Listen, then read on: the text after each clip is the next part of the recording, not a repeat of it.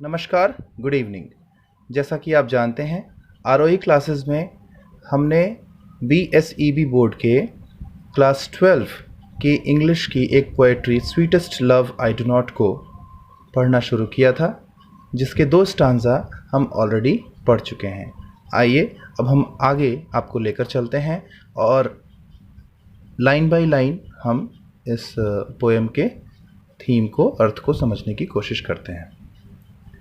तो अब तक हमने देखा कि पोएट कहता है कि मैं तुमसे अपनी स्वीटेस्ट लव से, यानी कि अपनी प्रेमिका से, प्रेयसी से, अपने जीवन में सबसे प्यारे महत्वपूर्ण व्यक्ति से, कि देखो मैं तुमसे दूर इसलिए नहीं जाता कि मैं तुमसे ऊब गया हूँ और जाना मेरी मजबूरी है, क्योंकि मुझे अपने जीवन में कुछ खास करना है। इसके अलावा हमने अगले स्टांजा में ये भी देखा कि वह उसे कंसोल करने की कोशिश करता है। वो देखता है कि ये तो मान ही नहीं रही है, तो उसको वो उदाहरणों से समझाने की कोशिश करता है। वो कहता है कि सूर्य इतनी जल्दी जाकर के और हर रोज़ वापस सुबह में आ जाता है, तो उससे तो आधी से भी कम दूरी मुझे तय करनी है, और उस सूर्य के पास तो कोई उद्देश्य नहीं है, कोई इच्छा नहीं है। मेरे पास तो बहुत से उद्देश्य हैं, और सबसे बड़ा उद्देश्य तो तुम हो। सबसे बड़ी मेरी कामना तो तुम हो। तो तुम्हें मैं छोड़कर कैसे ज़्यादा दिन रह सकता हूँ। मैं बहुत जल्दी ही अपनी पूरी यात्रा वापस करके आ जाऊँगा। तो यहाँ तक हमने देखा था। आइए हम आगे देखते हैं कवि अब और कौन कौन से तरीके से अपनी प्रेयसी को कंसोल करने की कोशिश कर। Oh how feeble is man's power that if good fortune fall can not add another hour nor a lost hour recall, but come bad chance, and we join to it our strength, and we teach it art and length, itself over us to advance. When thou sighest not wind, but sighest my soul away. When thou weepest, unkindly kind, my life's blood doth decay. It cannot be that thou lovest me as thou sayest, if in thine my life thou waste, thou art the best of me. तो आप यहाँ पे देख सकते हैं old English के words. यहाँ add में एक्स्ट्रा ई लगा हुआ है, आवर में एक्स्ट्रा ई लगा है, यहाँ पे भी। ये सब कुछ चीज़ें हैं जो आपको ध्यान देनी है। ज्वाइन में ये स्पेलिंग इसकी बिल्कुल अलग होगी आज के न्यू इंग्लिश में, JOIN, ठीक है। और वी में ई एक्स्ट्रा लगा हुआ है। इसके अलावे आप आगे बढ़ेंगे तो सेल्फ में फिर ओवर एक अच्छा सा कंस्ट्रक्शन का यहाँ पे एग्जांपल आप देख सकते हैं। पहले मैंने आपको कंस्ट्रक्शन ऑलरेडी बताया है कि एपोस्ट्रोफ की मदद से बड़े शब्द को छोटा करके लिखा जाता है। फिर यहाँ भी कंस्ट्रक्शन का उदाहरण है साइएस्ट, हालांकि आज की इंग्लिश में हम इसे लिखेंगे साइज, SIGHS। उसी तरह से आप आगे बढ़ेंगे तो वीपेस्ट है, इसका हो जाएगा वीप्स। फिर काइंड में ई एक्स्ट्रा है। डॉथ का मतलब हो जाएगा यहाँ पे डज या डू, ओके। उसके बाद आगे बढ़िए, लवेस्ट का लव्स हो जाएगा, सेस्ट का सेज हो जाएगा। ये कुछ टेक्निकल चीज़ें जो है हमको समझनी बहुत ज़रूरी हैं, क्योंकि ओल्ड इंग्लिश में ये पोएम लिखी गई है। मी में एक्स्ट्रा ई लगा है। तो आइए देखते हैं कि अब कवि कहना क्या चाहता है। वो अपनी प्रेयसी को समझाने का कोई भी वाजिब तरीका छोड़ना नहीं चाहता है। वो चाहता है कि किसी भी तरीके से मैं उसे समझा दूँ, उसे कंसोल कर लूँ और उसको मना लूँ कि वो मेरे जाने के बाद रोए नहीं, दुखी ना रहे, या मेरे जाने पर पछताए ना। तो वो कहता है कि oh how feeble is man's power. पहले तो उसने उसको वादा दिलाया कि मैं तुमसे ऊबा नहीं हूँ, फिर उससे वादा किया कि मैं तुमसे ऊबा नहीं हूँ। दूसरी बार उसने अपनी मजबूरी बताई कि मुझे जाना ज़रूरी है, और तीसरी बार में उसने ये कहा कि तुलना कर दी, मानवीकरण करते हुए, पर्सोनिफिकेशन करते हुए उसने तुलना की सूर्य से अपनी परिस्थिति की, कि सूर्य तो रोज जाता है और इतनी दूरी तय करके वापस आ जाता है, जबकि उसके पास कोई उद्देश्य नहीं है। मेरे पास तो इतना बड़ा उद्देश्य है, तो मैं उसे बहुत जल्दी ही, और आधी दूरी से भी कम मुझे तय करना है, तो बहुत जल्दी ही मैं ये यात्रा पूरी करके वापस आ जाऊंगा। फिर भी वो देखता है कि ऐसे वो नहीं मानती, तब वो कहता है कि एक्सक्यूज मी, वो अपनी मजबूरी दर्शाते हुए कहता है कि देखो ना, मैंस पावर यानी आदमी की ताकत कितनी कमज़ोर होती है। फीबल मतलब होता है कमज़ोर, ठीक है, वीक। कितनी वीक होती है कि that if good fortune fall, कि अगर उसका अच्छा भाग्य गिरने लगे यानी उसके अच्छे दिन गिरने लगें, can not add another our, वह अपने अच्छे पलों का एक पल भी उसमें या एक आवर भी उसमें जोड़ नहीं सकता है। यानी कवि कहना चाहता है कि जब दुर्भाग्य घेर लेगा, बैड फॉर्च्यून कहने का मतलब यहाँ पे क्या है, दुर्भाग्य। जब दुर्भाग्य घेर ही लेगा तो इंसान को पर उसका प्रभाव तो दिखेगा ही। वह चाह करके भी अपने अच्छे पलों को अपने पास नहीं रख सकता। Nor a lost hour recall, या पीछे खोए हुए किसी अच्छे पल को वह वापस याद या नहीं कर सकता, नहीं ला सकता वापस।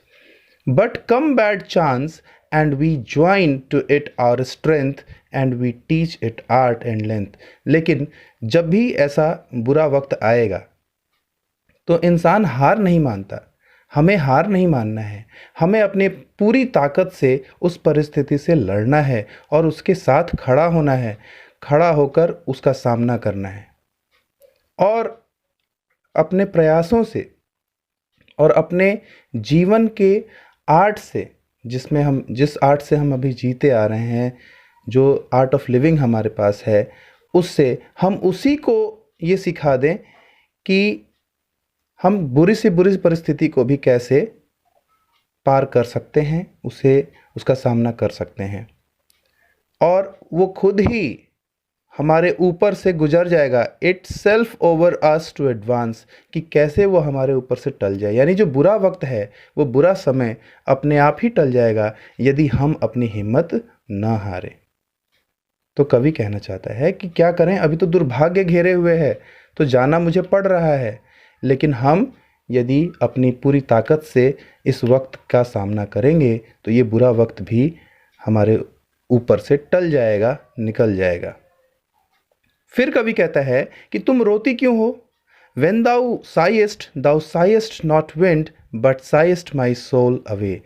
तो when thou माने होता है तुम, sighest मतलब साइज, जब तुम रोती हो, सिसकियां भरती हो, साइज मतलब होता है सांसें तेज लेना या फिर सिसकना या रोना आप कह सकते हैं यहाँ पर। तो जब तुम दुखी होकर रोती हो तो तुम्हारी सांसें ही नहीं सुनाई पड़ती, बल्कि तुम मेरी आत्मा को मुझसे दूर खींच लेती हो। तुम जब तेज सिसकियां भरती हो तो तुम हवा नहीं छोड़ती, बल्कि तुम मेरे सोल यानी आत्मा को मुझसे दूर कर देती हो। यानी मैं तुमसे इतना प्रेम करता हूं कि तुम्हारा रोना मुझसे बर्दाश्त नहीं होता। When thou weep, और जब तुम रोती हो यानी जब तुम सिसकियां भरती हो, तुम धीरे धीरे रोती हो, सिसकती हो, तो मेरी आत्मा मुझसे दूर जाने लगती है। और जब तुम रोती हो, वीप करती हो, वीप्स अनकाइंडली काइंड, वो भी बहुत निर्दयी तरीके से, माई लाइफ्स ब्लड डॉथ यानी डज डिके, यानी मेरा जीवन रक्त सूखने लगता है, वो ख़त्म होने लगता है जब तुम रोती हो। अर्थात कवि अब उसको हवाला देता है अपना, कि तुम मत रो, तुम्हारे रोने से मेरे ऊपर बुरा प्रभाव पड़ता है। जब तुम रोती हो तो मुझे लगता है मेरी आत्मा मुझसे दूर चली गई, मेरा जीवन रक्त सूखने लगा। तो बताओ, क्या तुम चाहोगी कि मेरा जीवन यूं ही बर्बाद हो जाए तुम्हारे रोने की वजह से?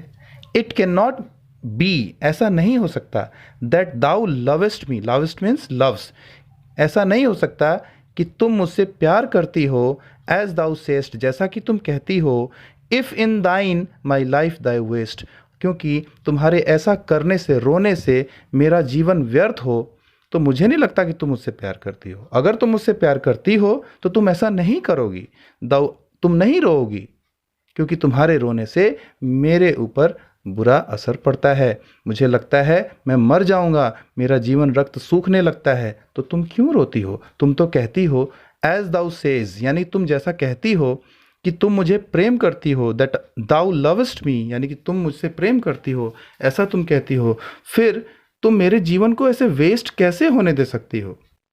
दाउ art the best of me, तुम ही मेरी सबसे बेहतरीन चीज़ हो और तुम ही रोने लगोगी, तुम्हारे वजह से मेरा जीवन व्यर्थ हो जाएगा। तो प्रियसी, तुम मत रो, और ये जो बुरा वक्त है इससे हमें इसका सामना बड़ी ताकत के साथ, अपने पूरे ताकत के साथ करना होगा, तभी ये समय हमारे ऊपर से खुद ब खुद टल जाएगा। तो अपने प्रेम और कला यानी जीवन जीने की कला से हमें इस बुरे वक्त, आशा करता हूँ आपको यहाँ तक पोएम बहुत अच्छे से समझ में आई होगी। एक स्टांजा इस पोएम का और बचा है जो तुरंत मैं इस वीडियो के बाद अपलोड करूँगा और फिर ये पोएम कंप्लीट हो जाएगी।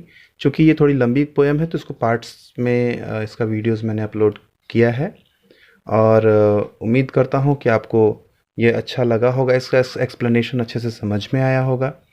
यदि आपके मन में कोई भी सवाल है, कोई डाउट है, किसी तरह का क्लैरिफिकेशन आप चाहते हैं, तो आप प्लीज़ कमेंट में लिखिए और हमसे पूछिए। हमें जैसे भी पॉसिबल होगा हम समझाने का प्रयास करेंगे। और हमारे चैनल को ज़्यादा से ज़्यादा शेयर करें ताकि ज़्यादा से ज़्यादा ज़रूरतमंद बच्चों के पास ये पहुंच सके। आने वाले कुछ वीडियोस में कुछ और इंटरेस्टिंग इंग्लिश के टॉपिक्स में शेयर करूंगा, जो ना केवल क्लास 12 तक ही सीमित रहे बल्कि इंग्लिश लर्नर्स, चाहे वो किसी भी बैकग्राउंड से हो, किसी भी स्टैंडर्ड के हों, सबके लिए यूज़फुल हो सके। मे बी स्पोकन इंग्लिश की कुछ चीज़ें भी हम यहाँ पे शेयर कर सकते हैं। तब तक के लिए take care, good night, thank you.